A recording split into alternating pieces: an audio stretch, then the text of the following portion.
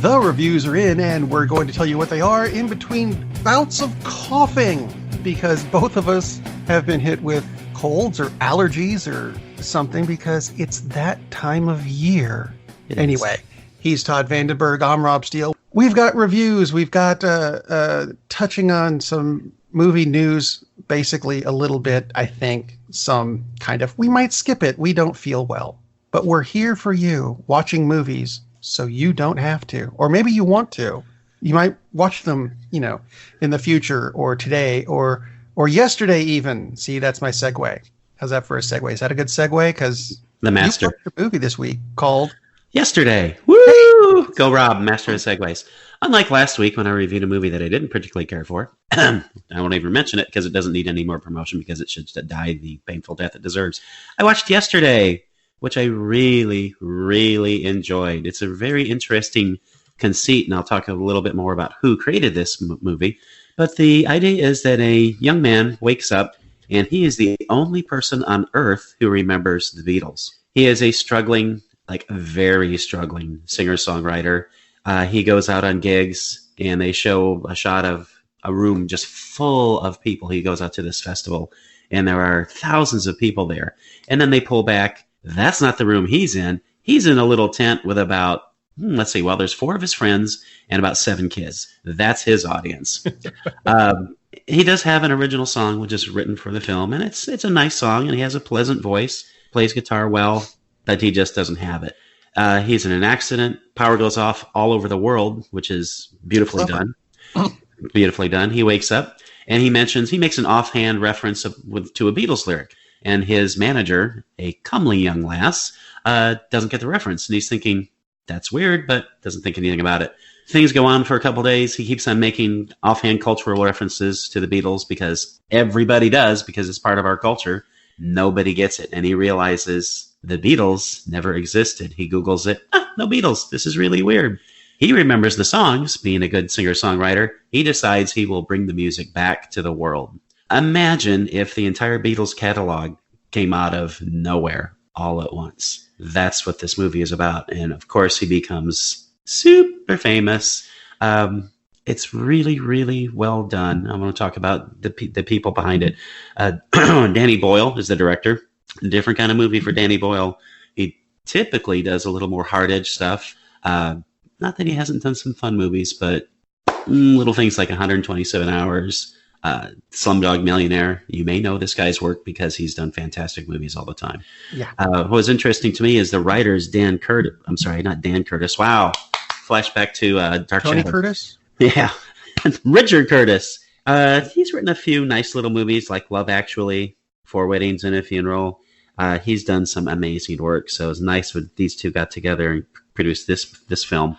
I didn't think it was a great movie, but I thought it's a really, really good movie. And I don't know offhand, I can't think of any way to make it a great movie. That's just how I saw it. But the performances are fantastic. The young man named Himesh Patel does all his own singing, plays the piano, plays the guitar. It's really him doing all of the work. And it's not that he's tremendous, it's that he's good. And that's the whole point. He's just some guy who stumbles into this amazing treasure trove of the Beatles music. And as time goes on, he starts feeling a little guilty about it. It's like, why is he getting all the benefit of this? And the side plot, I'm not even sure if it's a side plot. A big part of it is his relationship with his manager, because as it turns out, she might be a little more interested in him than he thought. Lily James, who is in one of my favorite movies, Baby Driver. They're great together. It's very believable. It's wonderful. You just have to watch the movie because the path this takes, the arc is fantastic. And it's Beatles music. It's full of Beatles music. And of course, it's all done by Mr. Patel, it's really, really cool to hear this different take on all these covers of the Beatles. Most of them done just by a guy sitting there at a piano or with a guitar. It's just a nice, fresh take on it. He doesn't have an amazing voice. He's got a good voice, which fits with the songs. It's just really well done. It's not quite a great movie, but I really, really, really enjoyed this and highly recommend you catch Yesterday. I've been seeing the trailers for it, and it looks I think it looks really interesting. I wasn't really sure if it was worth seeing or not, but yeah. Here's the thing to me that would make it. I just realized here's what would make it a great movie. Kate McKinnon is in this movie as a manager. Oh, and I should mention Ed Sheeran is in the movie quite a bit as a guy who kind of takes Jack Matlick, who's the character, under his wing and realizes, oh, this guy's better than I am, because this is hardly lyrics he wrote. Yeah, hardly a spoiler, but they have a songwriting contest. 10 minutes, come back out. And Sheeran comes out with a pretty cool song because he's Ed Sheeran. And of course, he didn't write it in 10 minutes. And Patel comes out with, I don't remember which one it is, but like maybe Across the Universe or something. And is like, okay, yeah, I'm just an apprentice. I thought I was good. So this is the kind of stuff that eats at the characters, like realizing, I'm not this guy. But Kate McKinnon plays the manager who takes over his career and promotes him. And for part of the movie, she plays it straight. And it's awesome. There's a scene where she's acting as in what a real person would do. And it's wonderful. And I want to see Kate McKinnon in a movie where she's just a character. I love how crazy and manic she can get. The movie moves on and she gets more towards what you would expect from Kate McKinnon. And I think that might be the one flaw in the movie. I would rather have seen her play a real person. Not that real people can't be crazy and manic. Obviously they can be. And in the situation she's put in, most people would have become crazy and manic. I get that. But I would like to have seen more of Kate McKinnon just acting straight as opposed to being Kate McKinnon and doing kind of Kate McKinnon things. She doesn't go nearly off the wall like she does in so much of her work, as she should, because that's what the work calls for. But I would have liked to have seen more of her just playing it straight. But that's the only like little tiny thing that I don't like about the movie. Like I said, it's not like I don't like it. It's just a personal thing. I would have rather than gone that way. But great dialogue, great performances all around, and especially the music. Just if you like the Beatles at all, you have to see this freaking movie. Absolutely. And if you don't like the Beatles, you should see this movie because it's really good performances, great story. End up liking the Beatles at the end of it. What a concept. You would. Now I'm looking forward to seeing Yesterday, which until now would have involved a time machine. And what I reviewed kind of needs one, but it didn't really need a time machine. But first, did you know we missed a holiday last week? What holiday did we miss? I was completely unaware that it was Batman Day. I was not completely unaware of it, but I didn't tie it into Cinema Savants, which is kind of weird because we talk about movies. We do. I had it moves around more than Easter. Who knew? But yeah, it's a big year. Batman turned 80 this year, which makes him old. And they announced that one of the animated series is going to be released on Blu-ray. Actually, October 29th. Amazon's got it for $90, and it does include one of the movies. But it's not Batman the Animated Series. It is not the Adam West, Burt Ward version. It's Batman Beyond. See, there's the time machine, because nice. Batman Beyond was set well after Batman the Animated Series. Bruce Wayne himself in this is 80-something, if not older. He looks old. He looks decrepit. He's not Batman anymore. The job of that now goes to Terry McGinnis, who is introduced in the first episode of this. What a concept, introducing the main character in the first episode. Those crazy, wacky Warner Brothers. Anyway, it's a next generation of... It's Batman the Next Generation is what it is, really. So are you going to see your Batman rogues gallery with the Penguin and Catwoman and everything? No. They're gone. They're dead. Mr. Freeze pops up for an episode because basically he's a walking cryogenics chamber anyway. It makes sense. He still looks old. Okay. And yes, the Joker does make an appearance in the movie that will be included in the Blu-ray set. But is it him? Is it not him? He's still voiced by Mark Hamill, who did his voice in the Batman animated series. Did a phenomenal job. So it's great to see him come back for that. I'm not sure about Luke Skywalker in the next movie, but that's not him. That's the writing. And I'm sure we're going to get to that at some point. Other characters you're going to see in this, Barbara Gordon is in this. She is no longer Batgirl. She's Commissioner Gordon now. And she looks old because it's that many years later. Alfred is gone. He's replaced with a dog named Ace. Go figure. Bruce plays more the Alfred role in this. but he's also Alfred and kind of Batman combined, teaching Terry how to become Batman, and it does work. Your new, I guess the main recurring villains, who I think are really good, Shriek, guy who controls sound, and they do some stuff with this that you wouldn't, at the time, I guess, you didn't think of as being sound-related things or things you could do with sound. But they did this, and this show came out, 20 years ago. So, some of the stuff they say, this is future technology, and you kind of go, we've got that now, but we don't have the flying cars that you do, and flying cars are always going to be in the future. We need to get over that. Actually, I think one of the best recurring villains is a female assassin named Ink, who is basically a sentient blob of ink, who is cute when she takes human form. Who knew? Anyway, it's been... I just finished watching this with my kids, because I still have the ye olde DVD version. And my kids, who loved Batman and Batman the Animated Series and the Justice League series and Justice League Unlimited, which I'll get to in just a minute, this ties in with all of that, which is wonderful.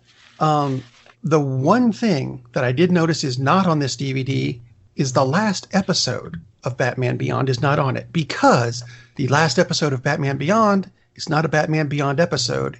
It's in Justice League Unlimited, because it's all part of the same universe. And that last episode where we tie up Terry's storyline is done by Amanda Waller in a Justice League Unlimited episode, which I forgot to look.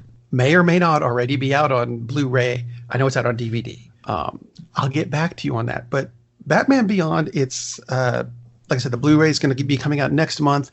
$90, which is not bad for, what is it, 30? No, it's, I think it's 60-something episodes and a movie, which is not bad. And you get to keep it as opposed to streaming services, which may or may not be here next year, because the DC streaming service is not doing as well as we'd like it to be. Justice League Unlimited is on Blu-ray, by the way. Hey! So there you go. See? Beat you to it. Or it beat us to it. I know what I mean. It's out there. It's the cold medicine. It is. So, yeah. So that's the review for Batman Beyond. Go watch it if you haven't already, or if you have, watch it again. It's worth another watch. Not that it needs it, but I concur. I really, really like Batman Beyond. I don't like it as much as the original series, but I don't really see how you can top Batman the Animated Series. But right. Batman Beyond is really, really good.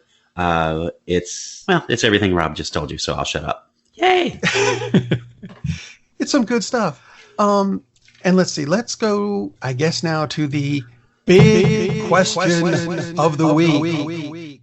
Anyway, actually, this is a question you came up with, so I'm letting you ask it this week. Which ties into Rob's review of Batman Beyond. And we've talked about this a lot. Not every show. Although it seems like it sometimes. Almost every show, we talk about the DC animated universe and how, they've had some misses, Batman and Harley Quinn. But for the most part, they knock it out of the park. Not only in the series, but in the individual movies. Like Flashpoint Paradox is like, oh my God, that's one of my favorite movies. It's a freaking DC animated movie. They miss the mark more often in the live action films, at least since the Dark Knight trilogy is done. Not that they haven't done some good job. Wonder Woman, yay. But, oh my Lord, have they ever missed the mark. So I thought, why on earth doesn't Warner Brothers actually put some money into the animated division? And I don't know how much money they spend on making these films, but they don't spend $150 million on making these because that's not the market they're releasing to. They'd never recoup their costs. But why don't they do that? Why don't they make big animated films? It's not like there's not a market for it. I mean, Incredibles 2 did over $1 billion at the box office. That's $1 billion with a B.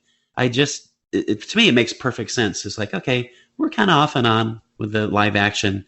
Not that they should abandon it. They shouldn't. But those properties are there. I just don't get it why they haven't done that, because they could make billions of dollars if they release these movies. It's not like people won't go see animated films. Clearly they will. Disney, Pixar, of course Disney owns Pixar, they have their own banks. They almost have their own country based on the amount of money that they've sucked in with animated movies. It's just odd to me that Warner's has never seen that. And they have so many properties. I mean, they could redo Flashpoint Paradox. They could redo... Well, would they need to redo it? No, I mean, Why they not could. just take the version that they've put out on, instead of putting them straight to DVD? Yeah. I think a lot of these actually are, just Oh, I agree. put them on a big screen. There's no reason not to. It's I not think in like you're some not cases, going to make the money back that you spent on distribution. I think in some cases they probably do need to put more, say, Polish? the animations. Yeah, exactly, polish. Not for the performances, but just the way it appears. Because I don't know that people are going to spend the money for that as much money as they would for the style that we get with the DC animated universe. Nothing wrong with it; it totally fits what they're doing, as they would for Spider-Man Into the Spider-Verse or The Incredibles, etc., things like that. I think they need to put more just money into making it a bigger, spectacular cinematic event instead of just focusing on the story. Of course, maybe that would throw them off and we would wind up with big flashy things that aren't good, which is a lot of their live action movies. Yeah. But if they would just again, we've talked about this a lot, just let the people who are running the animated division do the live action. Problem solved, yes. Bruce Timm is like, why have you guys not seen this? He's only been knocking it out of the park for, God, what is it, 30 years? Yeah. He's the Kevin Feige of DC. He is, and they just put him in this little corner of directed DVD movies. It's insane. It's absolutely insane. It doesn't. Well, I mean, they're not even doing that with their TV shows anymore, which, admittedly, are only, and this might just be me, they're only seeming to be really good for a season or two, and then they kind of fall. Oh, look, it's Ollie Queen, and I realize saying that Stephen Amell can come kick my ass at any time. He doesn't even have to come. He just do it from where he is, probably. He's into professional wrestling now. You know that, right? Yeah. Even though Christopher Daniels carried him in his last match, but just saying. I think Arrow and Flash and everything, they're good shows. And actually, I think that they've got a more cohesive storyline than the movies do. Their movies, I really don't know what they're thinking when they make them. I'm not even sure they are thinking when they make some of them. I have to say I like the direction they're going in, where they seem to have given up on the whole, we're going to tie everything over into this huge overarching story, because they clearly couldn't do that. And now they're just going with, why not? They could have, they just didn't know how. Right. Aquaman did over $1 billion. Wonder Woman did huge numbers. Shazam did really well. And I didn't think Aquaman was great, but it was a good movie. It was entertaining. It was fun. Exactly. Same thing with Shazam. If you keep on putting out movies, if you put out movies like that, I would be disappointed, because you could do better movies. But if they keep on making movies like that, I'd be more than happy. They're entertaining movies, except please, would you, for the love of God, do a Martian Manhunter John Johns movie? I'm tired of waiting for it. But other than that, fine, just do these movies. But my God, you've been doing it in the animated division for decades. It's time to actually do what you're really good at, but just put it on the big screen. Just make it more cinematic. Because they have released some films, like The Killing Joke, which, certainly has its problems. That never was going to be that story I don't think was ever going to be a huge crowd pleaser anyway. And the changes they made to it ensured it was never going to be a huge crowd pleaser. Well, I don't think the story for that was long enough. Right, which is why they added... It was an extra-sized comic at best. So that's not enough to... As opposed to, like, the X-Men movies, where they're trying to cram 500 issues into a 90-second movie, or 90-minute movie, or whatever, and that's just too much to do. Yeah, and touching on that, the rumors are that the Batman movie with Robert Pattinson, a lot of heavy rumors going around that this is going to be based on The Long Halloween, which is like, yay, that would be excellent. That is a very good story, and that was a 12-issue. Yeah, 12 issues. Yeah, so plenty of material. Awesome story. Available as a trade paperback wherever good books are sold, or even bad books sometimes. Even bad books, yeah, true. Are there bad books? Yes, there are bad books. There are bad books, yes.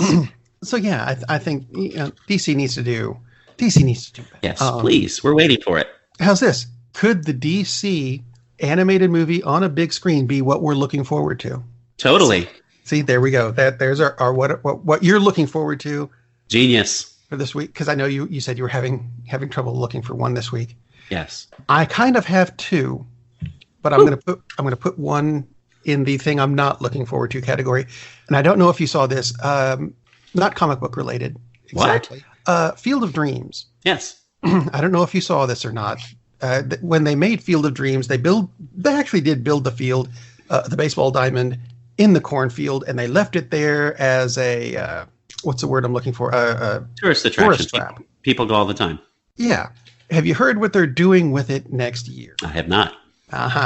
There's going to be the first ever Major League Baseball game in Iowa.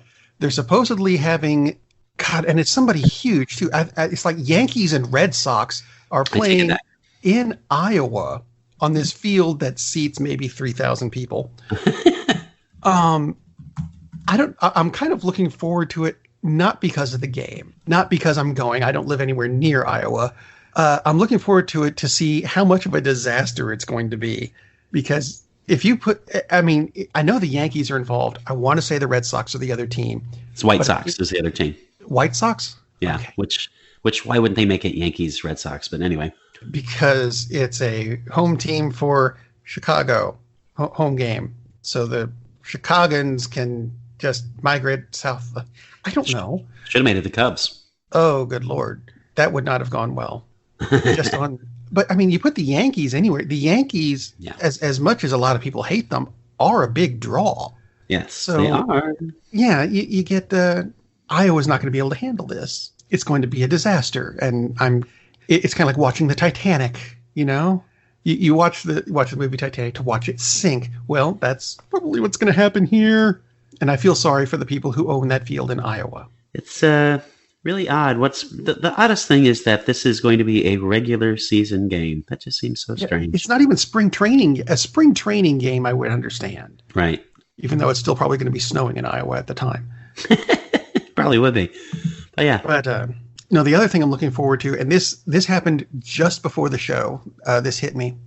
I'm really looking forward to the Addams Family movie being in theater so I can stop watching the damn commercials on Facebook every 10 or 15 posts. I have not seen a single commercial for the Addams Family movie on Facebook. You must be on the wrong groups, sir. Apparently I am. Every third. Oh, look, Todd went to the beach and Lee went somewhere and Ted went somewhere with cousin It and Lurch. Son of a bitch. The Addams Family's back again. It's because you also host the Witching Hour. That's the tie-in. Oh, there we go. Damn it, Elle. This is all your. No, I'm kidding. It's not. Jeez. That's really strange. Well, that and it. I'm so sorry, Rob. They stream the commercials a lot too. Look, the movie looks cute, but damn, come on. It's animated. See what you could have done, Warner Brothers? See, you could have made this into a DC movie, but you didn't. Could have come out and we would have been just fine, couldn't we? But no, had to make it the Addams Family. That would make a very cool DC if DC did their own version, because Lurch would obviously be Solomon Grundy. He's just going from there. It'd be fun. Actually, well, I mean, there's precedent for tying them together because Batman and Robin and the Addams Family both did Scooby-Doo movies. That's true, they did. Which that means they must take place in the same universe, so maybe Lurch is Solomon Grundy. That was a terrible Lurch impression. I should have had my mouth open. Love Lurch. Lurch is my favorite character. In that, not my favorite character ever. That would be weird. That would, well, yeah, probably. The emotional depth of Lurch. We should do a show on that. Solomon Grundy, like Batman and Robin and Scooby-Doo. Solomon Grundy eats Scooby snacks. For they are delicious. I'm just throwing that out. Solomon Grundy, a very underused character, and he needs to be in a film. He's in one of the Bat movies. He does. He should be. Maybe he'll be in the next one. But if it's long Halloween, Green Lantern. He was a Green Lantern baddie for a while, wasn't he? I don't know. Maybe. Sure. Why not? I mean, neither of us go back to the origins of the DC universe, so. Not even I, and I'm older. Well, by the way, that is a nice callback to Ace the Bat Dog, or Bat Hound, as they originally called him, because he was actually around in the 50s. And I also thought that was very cool that he didn't call him Bats or Bat.